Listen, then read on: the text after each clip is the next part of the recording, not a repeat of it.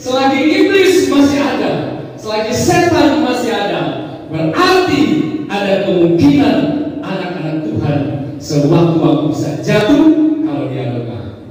Ada catatannya, kalau dia lengah.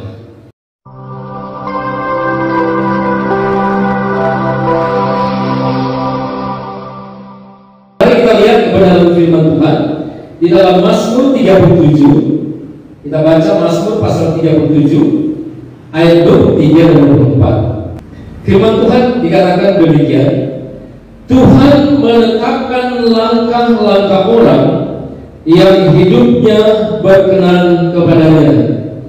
Apabila ia jatuh, tidaklah sampai tergeletak, sebab Tuhan menopang tangannya. Ada dua hal saudara yang perlu kita tekankan di sini ya, dalam firman Tuhan ini. Di ayat 23 di bagian kedua dikatakan yang hidupnya berkenan kepadanya. Dan di ayat yang keempat dikatakan apabila ia jatuh. Orang saudara yang hidupnya berkenan kepada Tuhan, orang yang telah dibenarkan oleh Tuhan karena dia percaya kepada Tuhan, walaupun kata firman Tuhan, Tuhan yang menetapkan langkah-langkah orang tersebut, tetapi di ayat yang keempat dikatakan apabila ia jatuh. Ternyata saudara, orang yang benar saudara, orang yang hidupnya berkenan kepada Tuhan, ternyata ada kemungkinan atau sewaktu-waktu dia bisa jatuh. Jadi itu saudara yang harus kita ingat. Ya, orang benar yang menyandang status baru ketika dia percaya kepada Tuhan dan menjadi orang yang benar karena telah dibenarkan oleh Tuhan, yang hidupnya sekalipun berkenan kepada Tuhan, tetapi di ayat 24 dibilang apabila ia jatuh.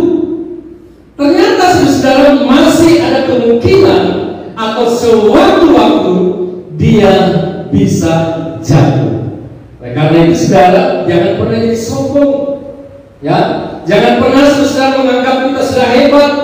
Jangan pernah saudara menganggap kita sudah kuat. Akhirnya kita remeh. Kita apa saudara menganggap remeh saudara kenyataan yang ada di sekitar kita yang bisa mempengaruhi kita. Saya kan sudah kuat. Saya kan tidak bisa terpengaruh lagi. Saya kan sudah melayani Tuhan. Saya setia ke gereja.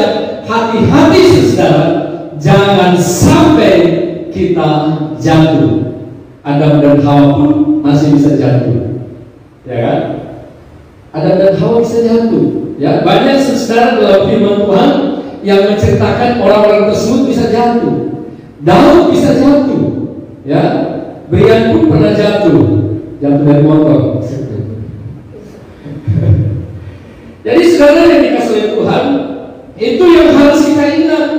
Jadi firman Tuhan hari ini mau mengingatkan kepada kita supaya selalu waspada, supaya selalu berhati-hati, karena iblis tidak akan pernah berhenti berusaha untuk menjatuhkan kita. Iblis akan berusaha untuk mencuri, membunuh dan membinasakan, kata firman Tuhan di dalam Yohanes 10 ayat yang ke-10.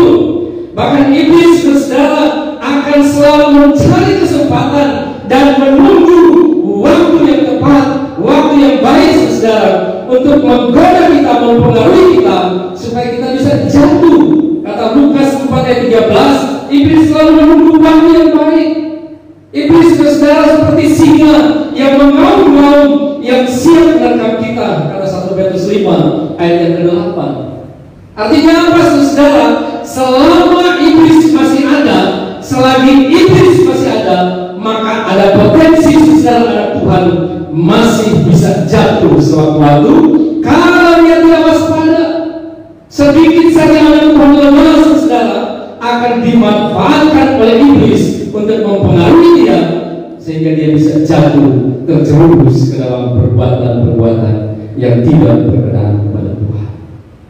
Tuhan mengingatkan saudara kepada murid-muridnya, berdoalah, berjaga-jagalah, ya, Karena apa? Karena roh memang penuh tetapi daging lemah. Karena Tuhan tahu saudara, walaupun kita menyandang predikat baru sebagai orang benar, ada kemungkinan saudara, kalau kita lengah, kita bisa saja jatuh. Kalau kita saudara tidak waspada, kita bisa saja jatuh ke dalam perangkap iblis dan akhirnya membawa kita terjerumus kepada perbuatan yang tidak berkenan kepada Tuhan.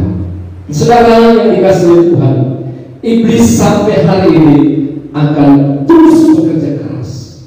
Ya, iblis sampai hari ini terus bekerja keras mempengaruhi kita supaya kita jatuh ke dalam dosa. Karena itu tugasnya iblis. Tugasnya dia mencuri, dia curi damai sejahtera, dia curi sukacita kita, dia curi iman kita, dia kerjanya susah membunuh damai sejahtera kita, membunuh iman kita, membinasakan semua yang ada dalam diri kita supaya kita bisa jatuh terjerumus dalam perbuatan dosa. Ya, iblis selalu mencari kesempatan melihat kalau ada anak-anak Tuhan lengah, dia akan berusaha untuk menggoda, mempengaruhi supaya dia bisa membuat orang tersebut dan jatuh ke dalam dosa. Waspadalah, waspadalah, kata Bang Nabi. Ya, karena kejahatan terjadi bukan karena ada niat pelakunya, tetapi karena ada kesempatan. Itu kata Bang Nabi. Ya, iblis mungkin tidak ada niat untuk menggoda kita, tetapi dia lihat ada peluang, dia lihat ada kesempatan, ada pengaruh, ada celah yang dia bisa ambil secara untuk menggoda kita. Oleh karena itu berhati-hatilah, waspadalah, berjaga-jagalah. Karena itu yang Tuhan telah ingatkan kepada kita semua. Ingat saudara, selagi iblis masih ada, selagi iblis masih gentayangan. Ya, saya belum pernah lihat iblis gentayangan. Tetapi selagi iblis masih ada, selagi setan masih ada, berarti ada kemungkinan anak-anak Tuhan sewaktu-waktu bisa jatuh kalau dia lengah. Ada catatannya, kalau dia lengah. Ya, kalau dia lengah, tetapi kalau dia kuat saudara, tidak lengah, selalu waspada, selalu berjaga-jaga, iblis sampai mengaum-ngaum. Wow, tapi tidak akan bisa menggigit kita. Dia bagaikan singa ompong. Karena apa? Dia mencoba menggigit kita, tidak akan bisa. Ya, karena kita selalu berjaga-jaga. Ada satu power, ada satu kuasa di dalam diri kita yang akhirnya membuat iblis tidak sanggup saudara untuk mengganggu kita karena ada kuasa di dalam diri kita. Amin. Firman Tuhan mengatakan, roh yang ada pada kita lebih besar dari roh yang ada di dunia ini. Itu luar biasa. Ya, kebalikan saudara, banyak orang kalau lihat setan malah orang itu yang takut. Ada kan seperti itu. Kalau melihat di kuburan ngeri. Padahal Tuhan sudah ingatkan apa? Roh yang ada pada kita lebih besar dari roh yang ada di dunia ini. Ya, iblis saudara ketika berjumpa dengan Yesus dia takut, dia mengejar saudara. Nah, Yesus itu ada dalam diri kita, menguasai hidup kita.